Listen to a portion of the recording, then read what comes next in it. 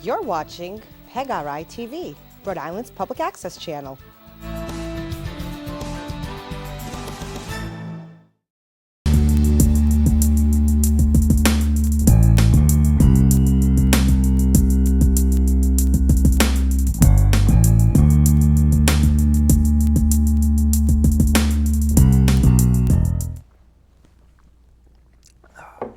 Hello everyone, welcome back to the Jason J. Tavares Show for Right Brain Entertainers.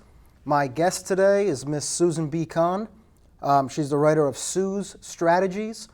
She's also a high school special education? Every age level, adults, kids, 6-year-olds to 60-year-olds. Well, every education level's special education teacher, and she's an author. And she's here today to talk about her books and to also talk about Sue's Strategies and how she helps people with dyslexia, correct? Okay, well, thank you for being here today. Thank you Appreciate for inviting me. So what can you tell me about, actually, I researched you prior to you being here. I know we did meet at the book signing up in Concord. Yes. What was that, 3 months ago, 4 months ago? A little while back, yes. Oh, yeah, about 4 months ago, roughly. And when I was online, I looked into RIPS, R-I-P-P-S, the Remembering Information, Picks, Patterns, and Stories. And I wish I had known that when I was in school. It would have made my education a lot easier when I was in junior high and high school. What can you tell me about that today and how you're helping a lot of people through that process that you created? Yes, well, the dyslexic students are usually born with their language cells on the right side of their head, whereas everyone else is born with the language cells on the left side. So they learn better through picture, images, and stories than they do from words, although of course they need the words. So I developed this concept that they couldn't apply a rule if they couldn't remember it. But they always understood the rules because they were intelligent. So I said, okay, my number one job is to get them to remember. And there's plenty of research that says that pictures, patterns, and stories enhance memory. And if your primary way of learning isn't words, then you definitely deal with pictures, patterns, and stories. So the R stands for remembering is the key to action. Now, you need the I, information. Those are the tools that you're going to act with. And the PPS, to complete RIPS, stands for pictures, patterns, and stories, which is what allows the student to remember what he needs to do and then to do it. So I've translated that into several publications. One teaches how to read and write. And well, first we have reading and spelling, and then we have writing, which influences comprehension and fluency. But I'd like to give you an example of the RIPS method, if that's okay. Alrighty, so my name is Susan, and Susan has 2 S's. Why does the first one say S and the second one say Z? Now, I could say to you, well, the S is squished between 2 vowels, and you would, if you were dyslexic, you would probably forget that. So instead, I come up with a picture image. And this is a hamburg bun that I have redesigned so that the top bun is a vowel, the bottom bun is another vowel sound, and in between is an unhappy S. And as he's squeezed, the S says zzz. So that's an easy way to remember it. Yeah. Yes, so we call this the Z burger. Now, if I write my name for you,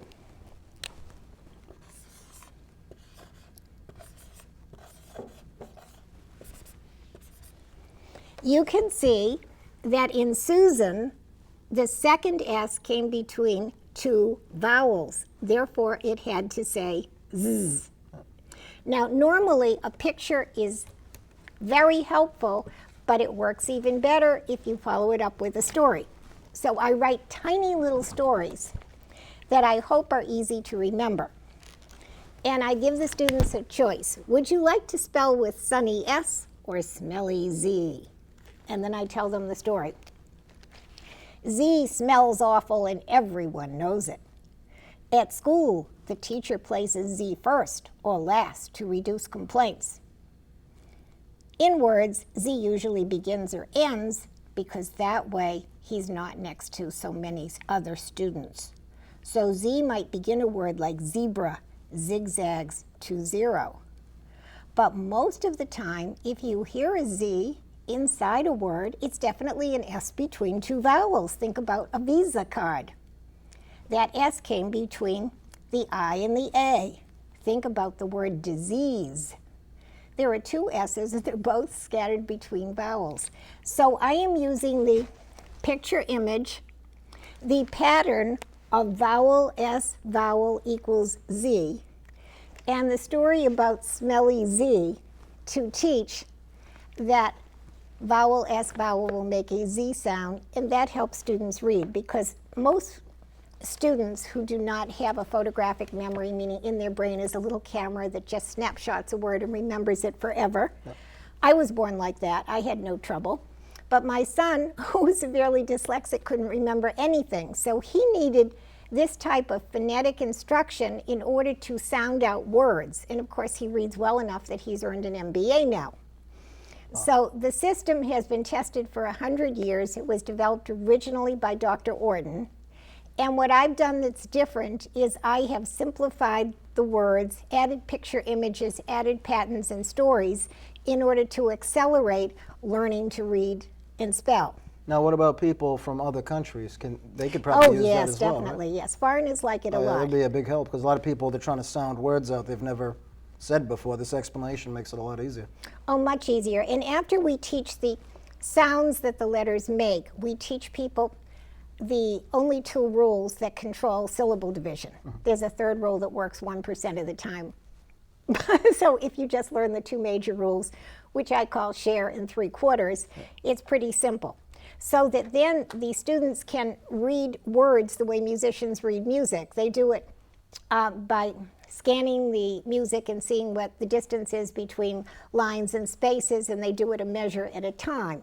And what we're training our students to do is to know the sounds that connect with each letter and to blend the sounds a syllable at a time and just read the word from left to right until they have completed the word. And with practice, they can become very quick. So it makes a pattern after a while?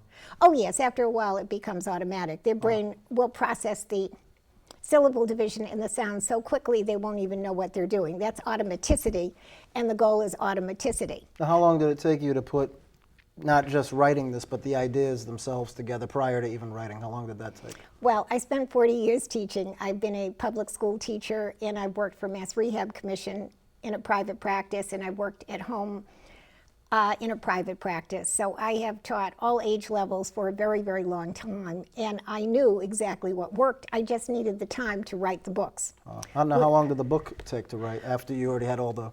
Okay, well, the first book took me 2.5 years because I had no computer skills. Yeah. So I went for computer lessons, and I said to them, I'm going to buy a computer because I want to write a book. And they smiled very nicely and thought I was nuts. But 2.5 years later, I had a book. Nice. How many hours a day did that take to do it? I don't remember. I was obsessive. I just wanted to write it. Any kind of free time you had, you just I just spent on the book, yes. And then, of course, I wasn't satisfied with having taught people to read and spell well. Mm-hmm. On my program, a child will read with 95% accuracy unless he fails to use the program. Wow. In how much time? I can teach kids within 1 year. Wow. I may not be able to give them fluency within a year, but I can give them 90 to 95% accuracy within a year as long as they do what I ask them to do. Now, I looked at your YouTube videos. I actually left a comment, and you emailed me earlier about that. Even the YouTube video, being as short as it is, it's so informative that when you look at it, you want to get involved with it. It's something like, if I don't have problems learning anymore, but if I had a problem learning like I did when I was a kid, that would really help me out a lot. I know I would be going forward and try to find out as much as I can to try to get the help that I would need. Well, YouTube is what my current students like. They're used to electronics, even though I'm not. So they said to me, you ought to put this on a YouTube and then we'd watch it more. Yeah. Oh, it can be shared everywhere. YouTube's amazing. Yes, it is amazing. I never thought I'd get into technology, and you see I'm on there doing films, like posting this stuff. Yeah, YouTube's like one of my good friends now. Didn't used to be scared of it when I just, Well, I fortunately have a partner who is very clever electronically, so I write the script, I write the music, I supply the pictures, and he is able to assemble everything and tell me when I've gone too far in one direction or another and to bring it back so that it's more understandable. So I'm very lucky to have Michael Beale working with me. That's nice. It's good to have someone to work with you, because on top of it too, on YouTube, like even with films, you put something together, it's always nice to have somebody be a second set of eyes. Exactly, To tell you, yes. too long on this should be shortened, and even with writing is like that too. We could write something, you write and I write, you could write something that feels fantastic and somebody else reads it and it's one way to you, but everybody else will perceive it differently. So. True. Well, the good news is that if a child is diagnosed with dyslexia early, meaning 5 or 6 or 7, and receives 1 year of intervention, either with my Sue Strategies program or with any program based on Dr. Orton's work, the language cells in the brain rewire. So it's almost a miraculous cure. They move from the right side of the head to the left side of the head, and then the student has much less trouble with language for the rest of his life. Now, in today's world, universities most of the time do not teach the structured phonics that would enable a dyslexic child to learn. So if they don't train the teachers, then the teachers who are in the school systems do not know how to help these children, so they don't help them. And most school systems are not using the word dyslexia, so that the parents who know their child is dyslexic can't even request certain programs that work well with dyslexics because the school isn't recognizing the word dyslexia. Fortunately for you, Rhode Island just passed a law, and they recognize dyslexia. Massachusetts law was stuck in Ways and Means, unfortunately, this summer. We will try again next year. But about 15 states in the past 2 years have passed dyslexia laws because we can cure these students. We can give them 90% accuracy. We can teach them within a year. And it's 1 out of every 5 students who is born dyslexic. So how could we not want to help these children? Before I even met you, when I was a kid and I would study something, when I had to pass a test, I was like, geez, I got to pass this. This is detrimental. The way I would remember things is associating it with something I liked. Like if it was a word and I was like, how am I going to remember this word? I'd think of something else, like an actor, because I like TV. Of course. So it'd be like an actor or a place or something like that. Which is great. And that's what kind of worked for me. So I'd be sitting there during the test, and I know I'd get that nervous when I'd go to test. If I could associate it to something like you did with the hamburger there, yes, it's a good way to remember. Well, I don't insist the students use my connections. I've just published the ones that work best for most people. Yeah. If the child can make up a better connection on his own because he's crazy about space or actors or anything else, that's obviously going to be the best way for that person to remember because he invented it himself. Yeah. Yes. The Visa one you brought up was a good one. Thank you. We use that all the time. Visa, you say Visa constantly on the phone, and when you're traveling and everything, I never thought. Yes, between Visa, 2 vowels, yes. Yeah, it sounds like a Z in the middle. That's funny. We just take it for granted if you're so used to using it, I did write a second book. It's called How to Create Effective Sentences.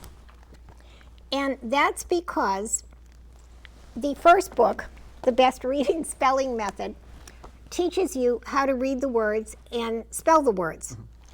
But a lot of my students misunderstand sentences. Maybe it's because their language cells were on the right side rather than the left. But they often think the object is the subject or the subject is the object. And somehow that messes up their reading comprehension as well as slows them down because then they say, oh, that doesn't make any sense. And so then they have to figure out what the sentence probably meant. And so I have found by teaching students grammar, again using pictures, patterns, and stories, that I force the students to develop the correct pattern of reading comprehension for a sentence. And that produces the most wonderful results. The reading comprehension improves, the fluency improves, and the writing skills improve. Let me ask you this. When you have somebody read, do you ever have them put a piece of paper to cover the remainder? I used to have to do that when I was a kid.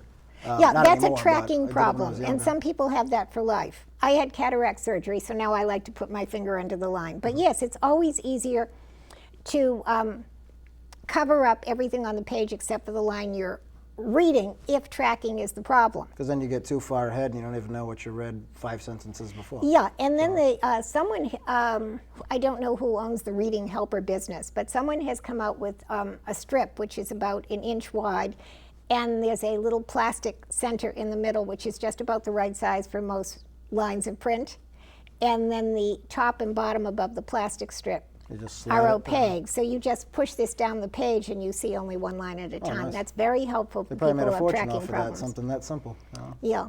Wow.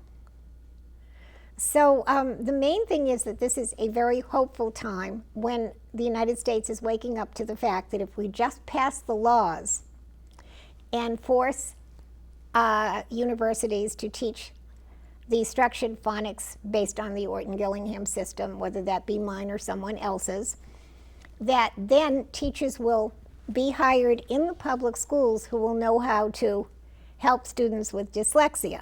Now, since so many teachers have tenure in our country, school systems, once these laws are passed, should be very eager to have people like me come and train their teachers so that they can start teaching these kids to read within a year. That would certainly help the schools. It would reduce high school dropouts. It would reduce special education costs for 8, 9, and 10 years because the problem would be solved before the child is 9. And 9 is the time when the brain becomes less plastic. So if you really want the repair of dyslexia, meaning the cells move from the right side to the left side of the brain, that intervention needs to be done before age 9. So the old model was let the kid fail and then you could say, oh, I guess we have to do something about it.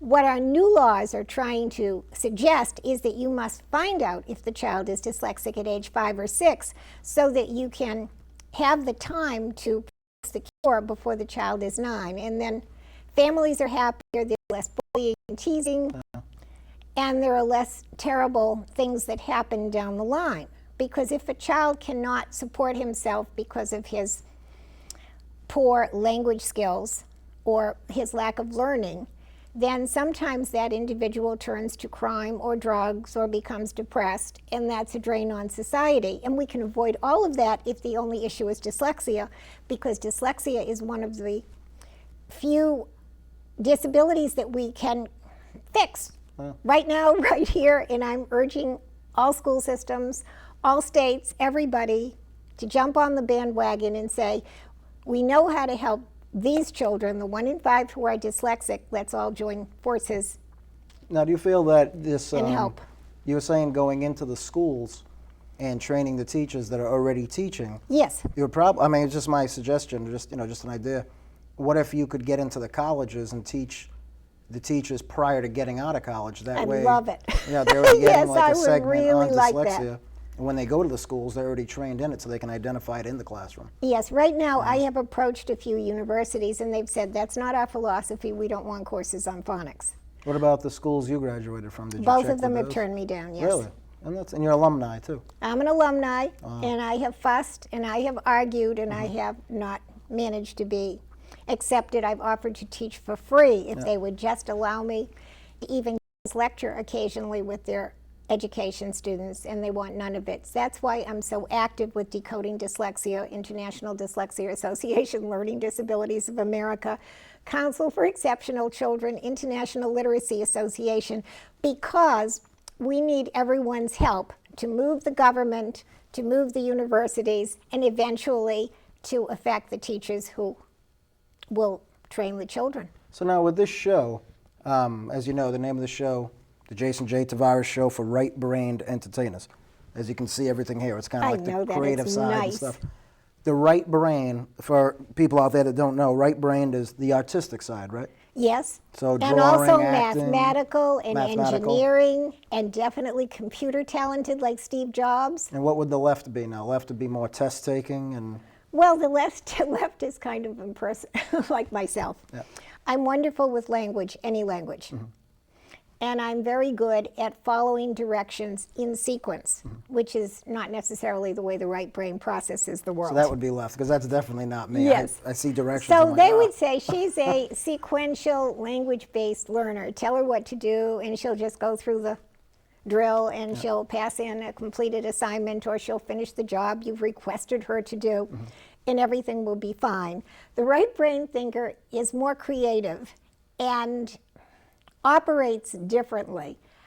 And of course, each person's dyslexia is different from every other person's dyslexia. But at the present time, it seems that there are several language cells on the right hemisphere for a dyslexic person, and he makes connections that I wouldn't make, because in order for him to process language, or her, she has to connect the different parts of those brains together, and in the process of doing that and getting sidetracked, these people see wonderful visions that I don't see. So Steve Jobs, a dyslexic, saw wonderful possibilities that nobody else did. Charles Schwab, another dyslexic, saw great possibilities, and other people didn't see them at the time. Oprah is very creative. She's a dyslexic. There are just, Vince Flynn is one of my favorite mystery authors, and he's dyslexic. But they don't get along either very often. Like if you have somebody extremely left-brained, and then you have somebody who has a creative way, which a lot of people look at as sometimes as a dumb way, they'll look at it, because if everybody else you're associating with is left-brained and somebody's right, that they're kind of pushed under the rug in a lot of ways. Well, yes and no. times. I find a lot of very successful left-brain men almost always choose right-brain women to marry. But not in business, though, to work Maybe with. not in Yeah, business maybe, to work maybe, with. maybe to balance. Because, yes, that way they're creative and they give them an element that they don't have, Yeah. and they're not competitive in the same way because Exactly, they're yeah. not, left-brained. Because he might be working on something else while they're painting or Exactly. sculpting something. He has no interest in that, so they can, yeah. So I always wonder that. But in business or like working together, it normally doesn't work. Have you seen that in the past, where like a left brain Well, and a I right haven't brain? really been in business because I've spent my whole life in education. I went into business in 2011 because I had to form some strategies in order to publish and start creating materials that I hope would train the next few generations of children. You know where this would work out? I don't know if you tried this. Have you tried at the GED centers? No, That would be- that's a great idea. Yeah, because yes. that way you're going in there, you're getting some people. Like a lot of times, GED people, not GED people, I shouldn't say that. People taking the GED or need Yeah. the GED will score higher than somebody who has a high school diploma and took the same course. Not that they would need it, but they just didn't complete high school. Yes. But I think if you took this to a GED center and you wanted to volunteer like you wanted to do with the university, I think it would start to catch on that way, because then you're helping all these people at GED centers who are trying to get an education. Word of mouth's going to get around. If you hit 6 to 10 of those places, that's going to reach 6 to 10 more. Well, there is always the problem that I still need to earn money to support my writing. So I am working out of my home, usually from 3 to 6 or 3 to 7, 5 days a week, and then I also work Saturdays and Sundays with families. So I could consult and train the teachers at the GDs. I would be happy to do that for free, certainly during the mornings or early afternoons, but I don't have the evening time free. When do you usually find to time go for in. yourself with 7 days a week? I love doing what I'm doing. Oh, so It doesn't who matter. actually said that? My idol, Sylvester Stallone. He said, find something you would do for free and make Yes. that your career. It's easier said than done, though, because of the financial Of course, side of it. But that's actually great advice, because then you do it regardless exactly. if you're getting paid. So I love working, but of course, if I don't pull myself away to see friends or to do some cultural activities, then I go crazy because I overwork. So I am smart about keeping in touch with friends and family. that's good. But yes, I love creating. I love working with people. I like to see children blossom. I like to know that at the end of a year or tops 2 years, they're going to say goodbye to me because they just don't need me anymore. Oh, so then because you got it done, Yeah, you reached them in the right way, they can move on. So exactly. that's nice. It's nice they like to help people like that too, especially after all that time you spent in the education system. You know, a lot of people may be tired of it at that point, but you're continuing on. Well, I was lucky. My administrators really didn't know for sure what I was doing behind my closed doors. So I was developing the program, which I've now published. And my students almost always improved 2 grade levels within 1 year. Wow. Some of them improved 3 grade levels within 1 year. Some of them improved 4 grade levels within 1 year. And once I had a student at the public schools who improved 5 grade levels within 1 year. So the administrators never knew what I was doing, but it was less lawsuits for them because whatever I did was producing competent students. See such an improvement on the standardized tests Oh, every sure. year? But that would come directly to you then. You're the one teaching them. Why wouldn't they recognize that? Or how couldn't they recognize that? Well, the schools are supposed to use a system chosen by the school committee. And all of the school goes on that curriculum choice of books and methods. And I must say I just ignored them because I knew if I did that my students wouldn't learn. No. Sometimes I had to pretend and to say, well, I'll do it some of the time and I'll do my stuff the other part of the time. No. But what my dyslexic students need is not available in most schools. Mm-hmm. And I wanted children to learn. My son struggled for years. And it's hard to watch your son be slower than everybody else. It's hard to watch him fail. And it's so unnecessary. So I wanted all of my children, anybody who comes to me becomes mine. Well, that's nice. And then I just want them all to succeed. The period of time that you're with them too. Now, let's say you taught me. Let's say I was under 9 years old, because you said at 9 the brain starts to get kind of permanent. Toward changing, going from the right side to the left side. So if you were working with me and you worked with me for X amount of time, that's another way to market what you're doing without even marketing it. You help me, word of mouth's going to travel. Just by talking to you, just for this short period of time on the show, I think if your word of mouth, what you're already doing, stuff you're doing on the computer in the GED center. Yes. I think the GED centers, I think it's a great idea. Yeah. I hope they'll accept me. Oh, if one doesn't, another one will. Yes. Because a lot of them, they're independent, aren't they? The GED centers? I'm not sure. I really haven't worked. I didn't try that. I know that I also need to try the community colleges, but my free time is somewhat limited, and I'm still desperate to write and produce the entire method. I'm working on practice exercises now for the reading book. Nice.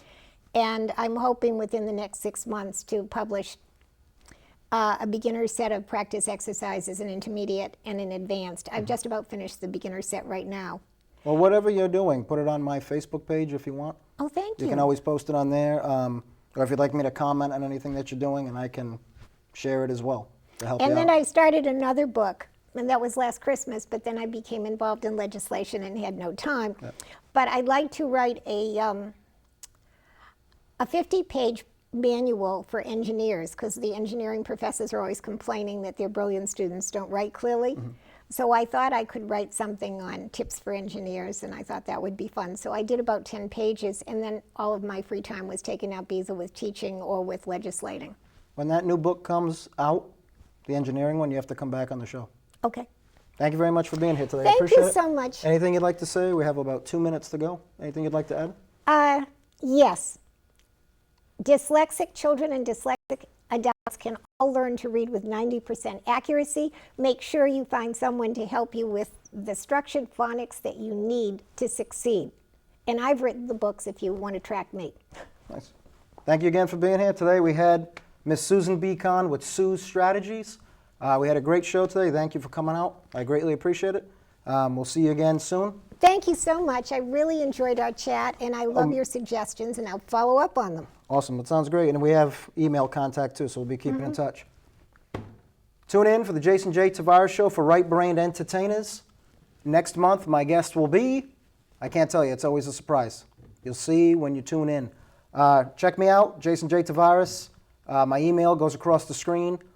You can check me out on Facebook, YouTube, and wherever else you find me. If you'd like to shoot me an email, you'd like to be a guest.